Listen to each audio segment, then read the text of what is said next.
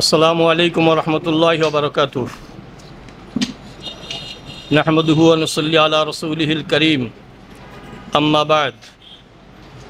প্রিয় সাংবাদিক বন্ধুগণ, ঘটনার পরম্পরা আপনারা জানেন। জুলাই গণ অভ্যুত্থানের পরে সংস্কার, বিচার ও নির্বাচনের ইস্যুতে আমরা সরকারকে সর্বাত্মক সহায়তা করেছি। জাতীয় ঐক্যমত্য কমিশনে দীর্ঘ আলাপচারিতে আমরা অংশ নিয়েছি, কিন্তু দুঃখজনক বাস্তবতা হলো জুলাই গণ অভ্যুত্থানের প্রধান চাওয়া স্বৈরতন্ত্রের স্থায়ী বিলোপ পূরণে কার্যকর কোনো ব্যবস্থা নিশ্চিত করা যায় নাই। জুলাই সনদে গুরুত্বপূর্ণ বিষয়ে ঐক্যমত্য হয় নাই। যেসব বিষয়ে ঐক্যমত্য হয়েছে সেগুলোর আইন ভিত্তি নিয়ে টানাপোড়েন এখনও শেষ হয় নাই। ফ্যাসিবাদের সাথে জড়িতদের বিচারে ধীরগতি ও স্বল্প মাত্রা হতাশা তৈরি করেছে। দুই দিন আগের খবরে জানা গেল, পুলিশের হিসাব মতেই ফ্যাসিবাদের সাথে জড়িত আটক হওয়া ব্যক্তিদের 73% জামিন পেয়ে যাচ্ছে। ফ্যাসিবাদের দোসরা মহাসমারোহে নির্বাচন করার ঘোষণা দিচ্ছে। লেভেল প্লেয়িং ফিল্ড তৈরির কোনো প্রচেষ্টাই দৃশ্যমান হয় নাই, বরং সরকার শীর্ষস্থান থেকে নির্বাচনের আগেই ফলাফল নিয়ে বার্তা দেওয়ার এক ধরনের নগ্ন প্রচেষ্টা দেখা গেল জাতিসংঘের বৈঠক যাত্রায়। এমন বাস্তবতায় আজকের এই সংবাদ সম্মেলন অনুষ্ঠিত হচ্ছে। আপনারা যারা এসেছেন তাদের সকলকে কৃতজ্ঞতা জানাচ্ছি। জুলাই অভ্যুত্থানে আহত ও শাহাদাত বরণকারীদের প্রতি শ্রদ্ধা সম্মান জানাচ্ছি।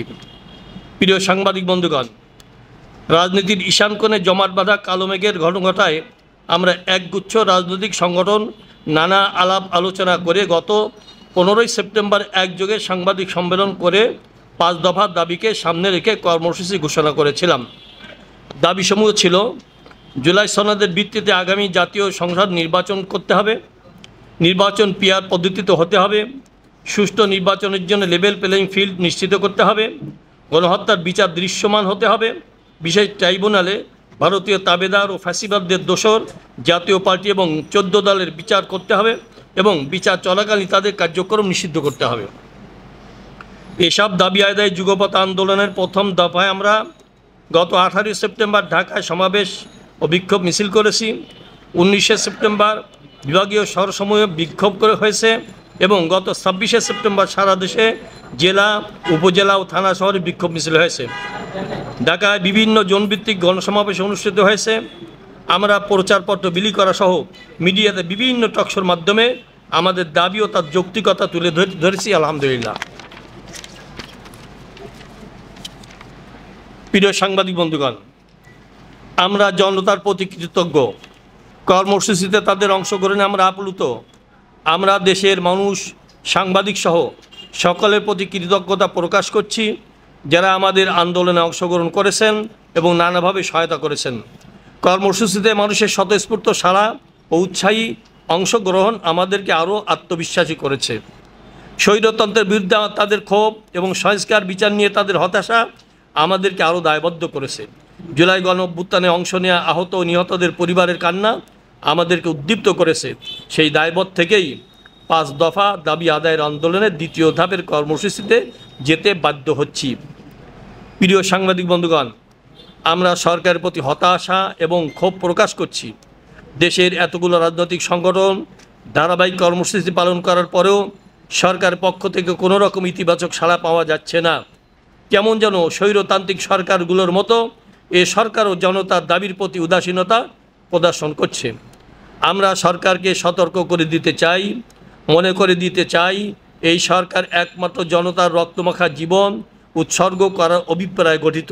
ফলে জনতার দাবির প্রতি ক্রমাগত উপেক্ষা এই সরকারের নৈতিক ও আইনগত বৈধতাকে নষ্ট করবে। প্রিয় সাংবাদিক বন্ধুগণ, 5 দফা দাবি আদায়ে আন্দোলনে দ্বিতীয় ধাপে আমাদের কর্মসূচি হচ্ছে 1 অক্টোবর থেকে 9 অক্টোবর পর্যন্ত 5 দফা গণদাবির পক্ষে জনমত গঠনের লক্ষ্যে গণসংযোগ। 10 অক্টোবর ঢাকায় ও বিভাগীয় শহরে গণমিছিল। 12 অক্টোবর জেলা প্রশাসকের কাছে স্মারকলিপি পেশ। দেশের অন্যতম প্রধান হিন্দু ধর্মাবলম্বীদের দুর্গা উৎসবের কারণে প্রথম দিকে রাজপথের কোনো কর্মসূচি ডাকা হয় নাই।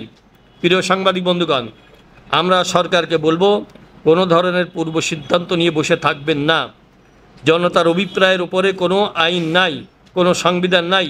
জনগণ জুলাই সনদের আইনি ভিত্তি চাইছে, জুলাই সনদের ভিত্তিতে পিআর পদ্ধতিতে নির্বাচন চাইছে, গণহত্যাকারীদের বিচার চাইছে, ফ্যাসিবাদের দোষরদের বিচার ও বিচারকালীন নিষিদ্ধতা চাইছে এবং লিভেল প্লেইং ফিল্ড চাইছে। তাদের এই দাবি পূরণে এই সরকার নৈতিক ও আইনগতভাবে বাধ্য। আমরা সরকারের দায়বোধকে জাগ্রত করতে চাই। আমাদের কর্মসূচিতে যদি তাদের দায়বোধ জাগ্রত না হয়, তাহলে সতর্ক করে বলছি, বাংলাদেশের মানুষ দাবি আদায় করার পদ্ধতি জানে। আবারও আপনাদেরকে সবাইকে ধন্যবাদ জানাচ্ছি। আল্লাহ পাক আমাদের সহায় হন।